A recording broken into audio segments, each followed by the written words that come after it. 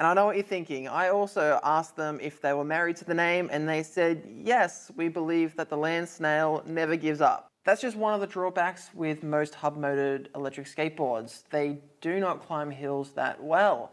The Land SnaiL is running dual 750-watt hub motors, so it has plenty of power.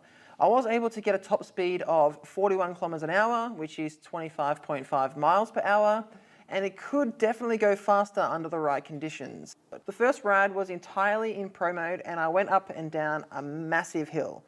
I also tested the top speed on this ride, and I did a lot of carving. And the range that I got was 9.7 kilometers or 6 miles. And I got a range of 11.7 kilometers or 7.2 miles. The combination of the big soft wheels with the suspension trucks and the shock absorbing grip tape makes the ride really comfortable.